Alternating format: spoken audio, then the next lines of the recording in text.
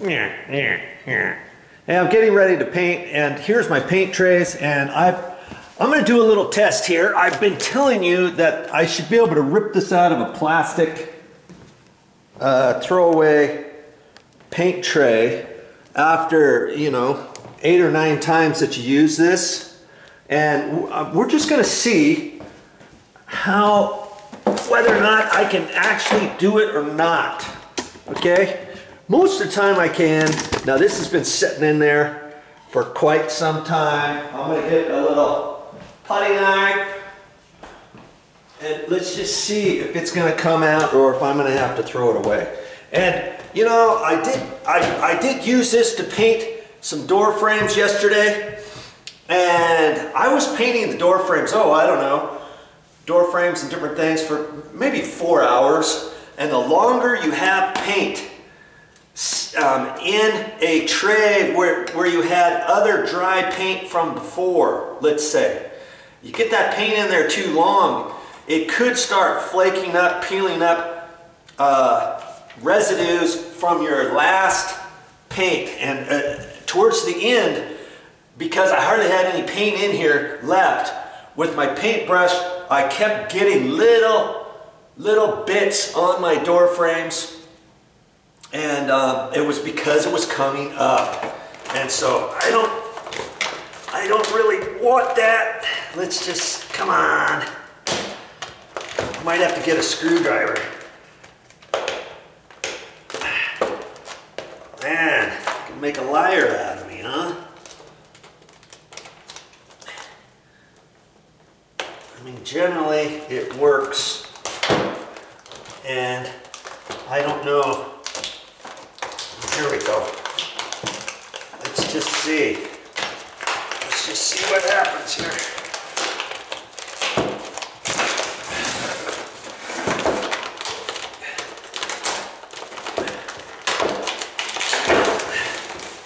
Boy, I've got lots of paint in here. Look at that.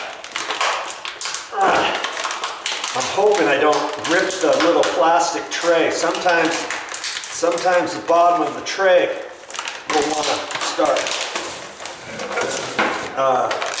ripping. Look at that. Still coming. Oh!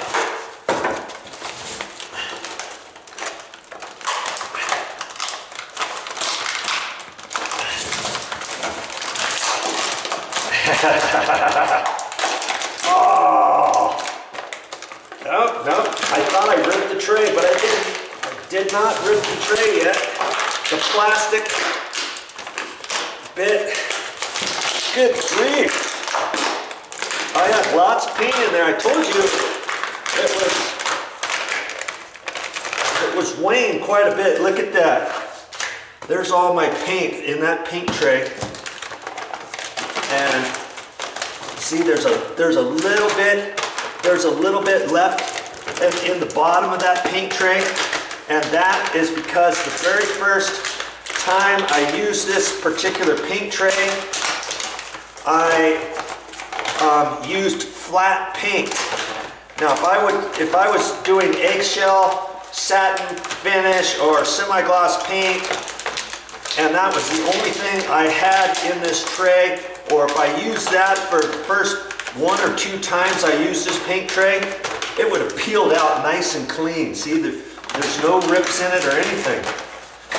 And I could clean out any residue out of there and make sure I don't have any bits or pieces. And there's my tray. I can reuse that for painting walls. I've got some more door frame, well, I got one door frame to paint, and I'm going to end up using a brand new one for that. But like if I was doing walls with a paint roller or for ceilings or something, I could spend a little bit more time on this, get all the little bits out of here, okay? And then I can use that for my flat paint, for my eggshell paint. for rolling on walls. I probably wouldn't want to put finish paint on here. I mean, I could for baseboards and stuff, and just use a little paintbrush and dab in here. Okay, so there you go. And like I say, I could spend a little bit more time on this. And granted, these things cost you about $1 at the store, but sometimes you don't have to throw them away. See, here's another one I use for other painting. This one here, I've used this for painting a ceiling. This one I used to do some touch-up on the walls. And I had tried to rip some paint out of this one from before, but it had other stuff in it too. I ripped a hole in it, and I put some duct tape on it. And hey, I could even put another little piece of duct tape right there. Most of the time, I only put the paint in from here to here anyways, you know. And so I can still use that one. Here's a brand new tray I still got. I've got two brand new trays here. And I have this other tray. Why this one is not the same size as everything else is beyond me.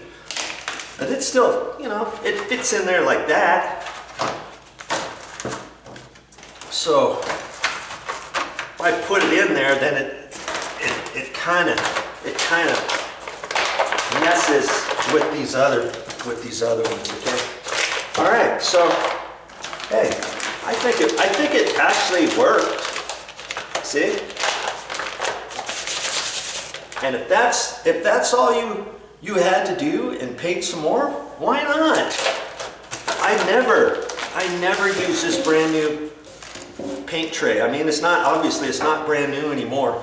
And I used to have a heavy plastic one, and I like that one better because then if I slide it along the floor, I don't scratch up the floor. These things bend and stuff. And but I don't know what happened to that tray. The next time I went to the store, I couldn't find any plastic ones, so I got the metal one. But see, I've been carrying this around for years. I never paint in it because I always use the paint inserts. Okay, have fun with your painting. Oh, speaking of, remember I was saying you could make a list and write it all down on touching up walls, your baseboards, your door frames, and all that kind of stuff. I've seen other people, they might make a master list or something like that, and then the person in charge could take blue masking tape and rip off little pieces and put a little piece there on the wall, a little piece there, and a little piece on the door frame and over there. And you come in to do it, and my word, you see all these blue things all over the place. Well, now you know exactly where they are, and you can just pull that masking tape off as you go. Okay, so there's something you can do. I just got done painting this door frame, and it's drying now, and I did it exactly how I showed you I was going to do it, and it really turned out looking sweet. Okay, what am I going to do now? Oh, that's funny. What am I going to do now? Of course, I've got other things to do. I've got to cut in the wall down to the baseboard. See, all the way along the baseboards, and then the same thing, the wall color, I've got to do around the door frames.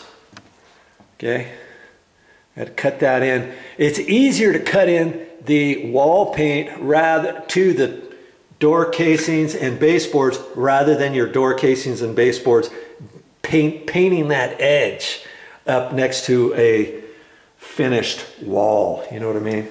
So that's how I like to do it. I mean, you could do it the other way. I've seen painters do it both ways, but for a novice, a handyman, a weekend warrior, painting the wall into your already cut in door casings and your baseboards are the way to go. Trust me on that. Here's one thing I wanted to show you when you're painting. Every once in a while you might come in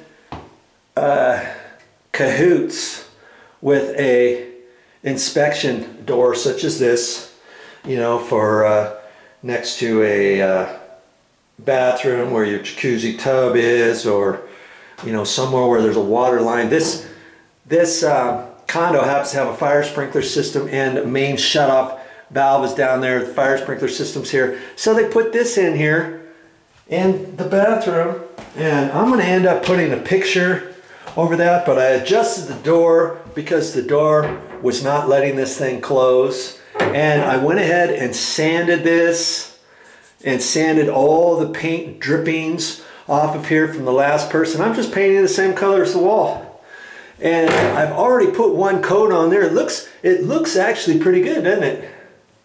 But I think I'm going to put I can see where there's a few marks and blemishes on here, and I'm going to go ahead and put one more coat of paint over this door frame and the door. Or maybe I'm just going to do the door. Maybe I'll just do the door. The door frame trim looks pretty good, and I want to get all that done before I finalize painting the wall up next to that, okay?